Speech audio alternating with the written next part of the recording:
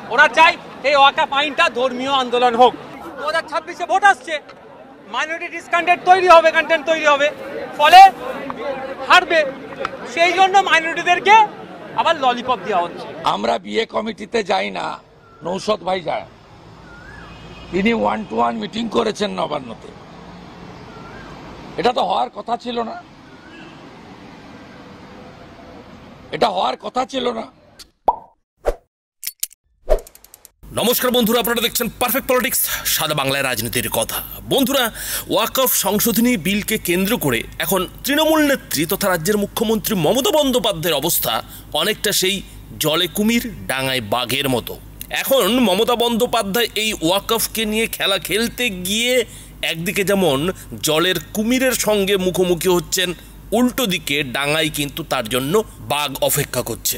আর এই কথাটা কেন বলছি কারণ যেভাবে এদিন নওশাদ সিদ্দিকী, আইএসএফের নেতা নওশাদ সিদ্দিকী একমাত্র বিধায়ক, তিনি যেভাবে পুরো মমতা বন্দ্যোপাধ্যায়ের এই যে ওয়াকফ সংশোধনী বিলের বিরুদ্ধে তৃণমূলের প্রতিবাদের হাওয়াটা পুরোপুরি নিজের দিকে কেড়ে নেওয়ার চেষ্টা করলেন, যেভাবে মুর্শিদাবাদের ঘটনা থেকে তিনি একেবারে ভাঙড়ে মিডিয়ার ক্যামেরার নজরটা ঘুরিয়ে আনলেন, তাতে কোথাও যেন মনে হচ্ছে যে নওশাদ সিদ্দিকী একেবারে জলে কুমিরের মতো মমতা বন্দ্যোপাধ্যায়ের জন্য অপেক্ষা করছেন। মমতা বন্দ্যোপাধ্যায় ওয়াকফ সংশোধনী আইনকে কেন্দ্র করে যে খেলাটা খেলতে চেয়েছিলেন, যে রাজনৈতিক ফায়দাটা নেওয়ার চেষ্টা করছিলেন, যেভাবে তিনি সংখ্যালঘু ভোট ব্যাংককে একাট্টা করার চেষ্টা করছিলেন, সেই একাট্টা করার চেষ্টাতে কিন্তু এদিন বড় রকমের একটা ধাক্কা দিয়ে দিলেন নওশাদ সিদ্দিকী।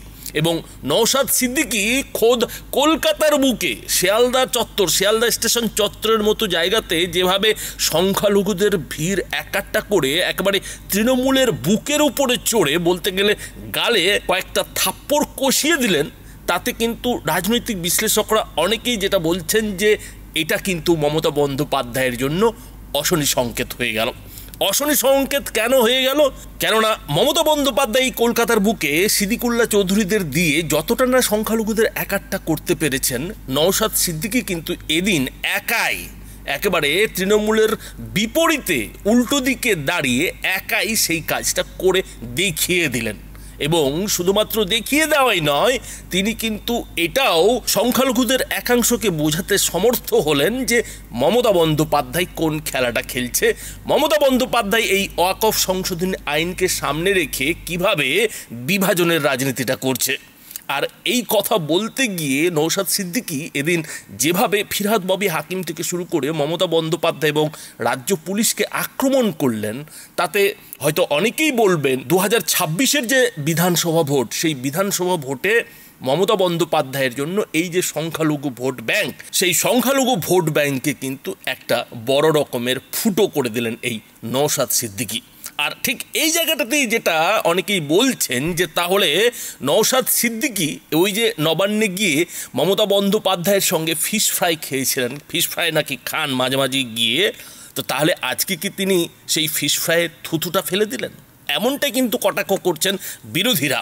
বিশেষ করে শুভেন্দু অধিকারীর মতো নেতারা কিন্তু এই নওশাদ সিদ্দিকীর নেতৃত্বে এদিনের যে আইএসএফের সংখ্যালঘু সম্প্রদায়ের মানুষদের ওয়াকফ সংশোধনী আইনের বিরুদ্ধে সেই প্রতিবাদ নিয়ে কিন্তু এই প্রশ্নটাই তুলে দিলেন। এবং এই নিয়ে কথা বলতে গিয়ে শুভেন্দু অধিকারী যেটা বললেন যে এর ভেতরে মমতা বন্দ্যোপাধ্যায়ের কোথাও নওশাদ সিদ্দিকীর সঙ্গে বোঝাপড়া নেই, তো বোঝাপড়া করে ব্যাপারটা করা হচ্ছে না তো, কিন্তু এর পরেও কোথাও যেন নওশাদ সিদ্দিকী এদিন যে খেলাটা খেলেছেন তাতে শুভেন্দু অধিকারী যে মনে মনে মুচকি হাসছেন সে বিষয়ে কোনো সন্দেহ নেই। কেননা নওশাদ সিদ্দিকী যতই এই সংখ্যালঘু ভোট ব্যাংকে থাবা বসাবেন, ততই কিন্তু আখেরে বিজেপির লাভ হবে। কেননা আর যাই হোক, বিজেপির পক্ষে পশ্চিমবঙ্গে অন্তত এই সংখ্যালঘু ভোট ব্যাংকে থাবা বসানো অসম্ভব ব্যাপার হয়ে দাঁড়িয়েছে। এবং এই কথাটা কিন্তু বারবার শুভেন্দু অধিকারী নিজেই স্বীকার করেছেন, সুকান্ত মজুমদাররা কিন্তু নিজেরাই স্বীকার করেছেন। এবং সেই জন্যই কিন্তু এখন বিজেপির মূল টার্গেট হয়ে গেছে হিন্দু ভোটারকে একাট্টা করা। আর উল্টো দিকে নওশাদ সিদ্দিকী যদি রাজ্যের সংখ্যালঘু ভোট ব্যাংক এই ওয়াকফ সংশোধনী আইনকে কেন্দ্র করে প্রতিবাদের নাম করে কিছু সংখ্যালঘু ভোটও তার নিজের দিকে টেনে নিতে পারেন, তাহলেই কিন্তু কেল্লা ফতে হয়ে যাবে। তাহলেই কিন্তু মমতা বন্দ্যোপাধ্যায়ের যে 2026-এ ফের ক্ষমতায় ফিরে আসার স্বপ্ন, মুখ্যমন্ত্রীর কুর্সিতে বসার স্বপ্ন, সেই স্বপ্নটা কিন্তু রীতিমতো ধপাস করে আকাশ থেকে পড়বে।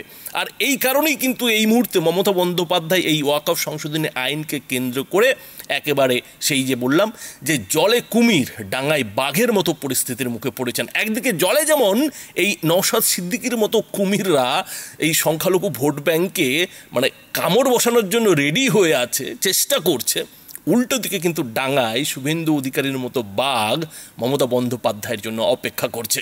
আর এইখানেই কোথাও যেন মমতা বন্দ্যোপাধ্যায় বুঝে উঠতে পারছেন না যে তিনি এই ওয়াকফ সংশোধনী আইন নিয়ে যে প্রতিবাদ, সংখ্যালঘু সম্প্রদায়ের মানুষদের যে প্রতিবাদটা তার দলই প্রথম শুরু করেছিল, সেইটা নিয়ে এখন তিনি কি করবেন, কোন পথে এগোবেন।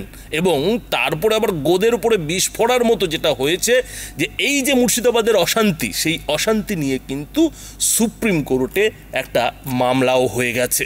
যে ভয়টা কিন্তু মমতা বন্দ্যোপাধ্যায় করছিলেন যে আবার একটা সুপ্রিম কোর্ট কিংবা আদালতের চক্করে যদি তিনি পড়েন, এমনিতেই তিনি কিংবা তার সরকার আদালতের চক্করে পড়ে, আদালতের খপ্পরে পড়ে রীতিমতো একেবারে নাজেহাল নাস্তানুবোধ অবস্থা হয়ে গেছে। তার উপরে আবার এই যে ওয়াকফ সংশোধনী আইনকে কেন্দ্র করে পশ্চিমবঙ্গে সংখ্যালঘুদের প্রতিবাদ, এতেও যদি রাজ্য সরকার ফেঁসে যায় তাহলে তো আর কথাই নেই। কিন্তু সেই ভয়টাই, ওই যে কথাই আছে না যে যেখানে বাঘের ভয় সেখানেই সন্ধে হয়, সেই ভয়টাই কিন্তু সত্যি হয়ে গেল। এবং মুর্শিদাবাদের পরিস্থিতি নিয়ে সুপ্রিম কোর্টে মামলা দায়ের হয়ে গেল। মামলাকারী আইনজীবীর যেটা আর্জি যে বিশেষ দল গঠন করে শীর্ষ আদালতেরই নজরদারিতে মুর্শিদাবাদের অশান্তির ঘটনার তদন্ত করা হোক। এবং আদালত সূত্রে যেটা জানা গেছে যে শশাঙ্ক শেখর ঝা নামে একজন আইনজীবী কিন্তু শীর্ষ আদালতে মানে সুপ্রিম কোর্টে এই মামলাটা করেছেন। এবং তার যেটা আর্জি যে মুর্শিদাবাদে অশান্তিতে যে মৃত্যুর ঘটনা ঘটেছে তার তদন্ত হওয়া জরুরি। সুপ্রিম কোর্টের নজরদারিতেই একটি বিশেষ দল সেই তদন্ত করুক। আর এই মামলায় ওই আইনজীবী যেটা যুক্তি দিয়েছেন যে ওয়াকফ সংশোধনী আইনের বিরুদ্ধে কিছু বলার থাকলে হাইকোর্ট বা সুপ্রিম কোর্টে যাওয়া যেতে পারত। মুর্শিদাবাদে যেটা হচ্ছে তা কি ঠিক? অবিলম্বে এটা বন্ধ হওয়া জরুরি। সুপ্রিম কোর্টকে আমি অনুরোধ করব যাতে দ্রুত বিষয়টিতে তারা হস্তক্ষেপ করে। অর্থাৎ এই যে ওয়াকফ সংশোধনী আইনের বিরুদ্ধে এই রাজ্যের মুর্শিদাবাদ কিংবা ভাঙড়ে সংখ্যালঘুদের প্রতিবাদ, সেই প্রতিবাদটাও কিন্তু এবার সুপ্রিম কোর্টে মামলার আকারে পৌঁছে গেল। এখন সুপ্রিম কোর্ট সেই মামলাটাকে গ্রহণ করবে কিনা সেটা পরের ব্যাপার। কিন্তু যেভাবে 16 তারিখ থেকে এই ওয়াকফ সংশোধনী আইন নিয়ে সুপ্রিম কোর্টে শুনানি শুরু হচ্ছে, তাতে এই মুর্শিদাবাদের ঘটনা কিংবা ভাঙড়ের ঘটনা যদি সেই মামলার সঙ্গে জুড়ে দেওয়া হয় তাহলে কিন্তু মমতা বন্দ্যোপাধ্যায়ের জন্য আরও একটা কিন্তু বিস্ফোরক তৈরি হয়ে যাবে। কত দিকে তিনি সামলাবেন? একদিকে এই 26,000 শিক্ষকের চাকরি খাওয়ার মামলা, অন্যদিকে সিবিআই ইডির যেসব তদন্ত চলছে সেসবের মামলা, আর মাথার উপরে সামনেই হচ্ছে গিয়ে বিধানসভা নির্বাচন। সব কিছু মিলিয়ে মমতা বন্দ্যোপাধ্যায়ের মাথা যে রীতিমতো গুলিয়ে গেছে সেটা কিন্তু মমতা বন্দ্যোপাধ্যায়ের যে নীরবতা, অভিষেক বন্দ্যোপাধ্যায়ের যে মুখ লুকিয়ে থাকা, তাতে কিন্তু পরিষ্কার হয়ে যাচ্ছে। কোথাও পরিষ্কার হয়ে যাচ্ছে যে তৃণমূলের শীর্ষ নেতৃত্ব এই মুহূর্তে দিশেহারা হয়ে গেছে।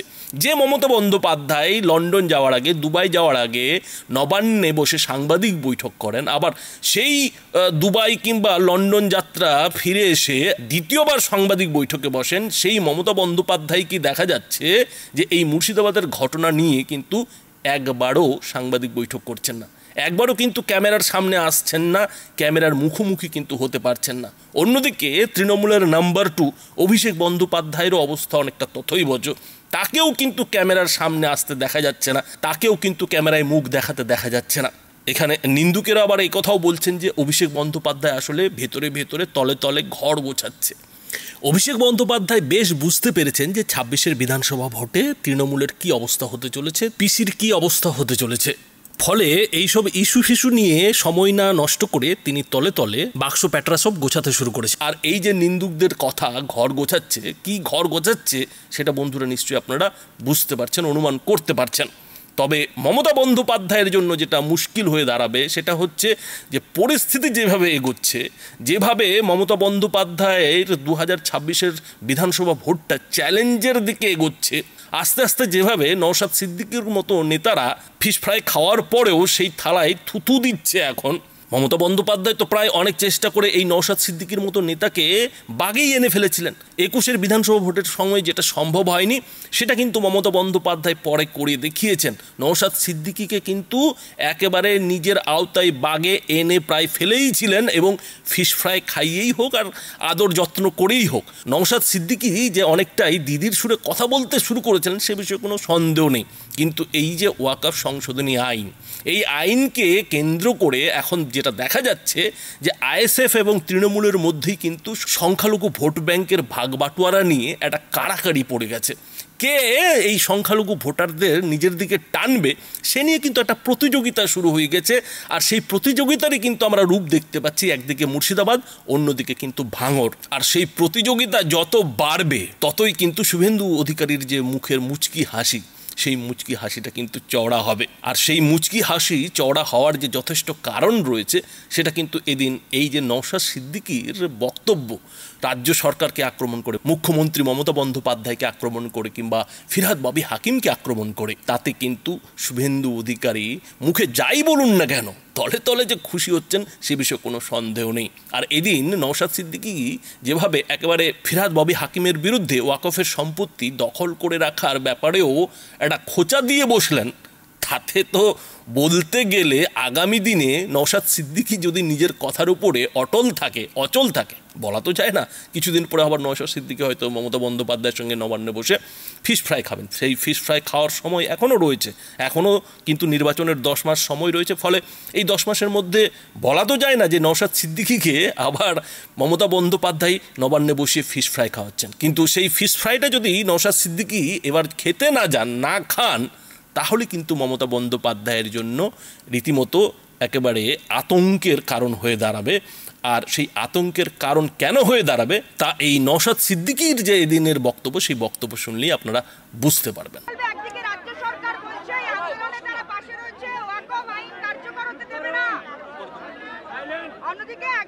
সাপ হয়ে কামড়াচ্ছে, ওজা হয়ে ঝাড়ছে। রাজ্য সরকার যদি এখন না বলে যে এই আইনকে আমরা লাগু হতে দেব না, 2026-এ ভোট আসছে, মাইনরিটি ডিসকান্টেন্ট তৈরি হবে, কন্টেন্ট তৈরি হবে, ফলে হারবে। সেই জন্য মাইনরিটিদেরকে আবার ললিপপ দেওয়া হচ্ছে। 2011 সালে ক্ষমতায় আসার আগে বলেছিল ওয়াকফ সম্পত্তি উদ্ধার করব, রাজ্যে শিল্প গড়ে তুলব, সরকারি কর্মচারীদের কেন্দ্রীয় সমাহারে নিয়ে না দিলে রাজ্যে ক্ষমতা থাকার উচিত নয়। অনেক গল্প শুনিয়েছিল, সবটাই ব্যর্থ হয়েছে। আজকেও যেটা বলছে যে উনি এই রাজ্যে লাগু হতে দেবে না, লাগু না হওয়ার জন্য বিধানসভায় রেজুলেশন পাস করিয়েছে, সুপ্রিম কোর্টে গিয়েছে, তা করেনি। রাজ্য সরকার বিজেপি নিয়ে আসা আইনের বিরুদ্ধে, আমরাও বিজেপি নিয়ে আসা আইনের বিরুদ্ধে। তাহলে আমরা যখন রাস্তায় নামছি, রাজ্য সরকার পুলিশকে দিয়ে লাঠিচার্জ করাচ্ছে কেন আমাদের উপরে, এটা বুঝতে হবে। শুধু তাই নয়, এই আমাদের রাজ্যের দুটো কক্ষে 42টা এমপি আছে। এই 42 জন এমপির মধ্যে একাধিক এমপি অনুপস্থিত ছিল ভোটাভুটিতে, তাদের বিরুদ্ধে কি ব্যবস্থা গ্রহণ করেছে দেখবেন, নিটফল 0। শুধু তাই নয়, যারা উপস্থিত ছিল তারা কজন কোথায় কি ভোট দিয়েছে সে ডেটাটা পাবলিক ডোমিনে আনছে না কেন। এটাকে বুঝতে হবে যে এরা সাপ হয়ে কামড়া চোজায় ঝাড়ছে, এরা বিজেপিকে সুবিধা করতে দেবে, এরা বিজেপির বিরুদ্ধে আন্দোলনকে এরা পছন্দ করছে না। ওরা চায় এই ওয়াকফ আইনটা ধর্মীয় আন্দোলন হোক, আর আমরা ধর্মীয় একটা ধর্মের উপর আঘাত আনলেও সংবিধান বিরোধী আইন। তাই সুতরাং আমরা ঐক্যবদ্ধ হয়ে এই আইন প্রত্যাহারের জন্য, সংবিধানের উপরে যে আঘাত দিয়েছে এই আঘাত না আসে সেই জন্য আমরা রাস্তায় নেমেছি। ফলে ধর্মীয় বিভাজন করতে পারবে না আমাদের আন্দোলন থেকে, ওই জন্য পুলিশকে দিয়ে আটকানো হচ্ছে। ববি হাকিম বলছে আপনি দিল্লিতে যান, দিল্লিতে গিয়ে আপনি করছেন না কেন? এখানে তো সরকার। ববি হাকিমদের বলবেন দুটো কক্ষে যদি আমাদের 42টা কেন, দুটো এমপি থাকতো বুঝিয়ে দিতাম কিভাবে আন্দোলন করতে হয়। আপনারা দেখেন, আরে দাঁড়ান, স্টেপ বাই স্টেপ,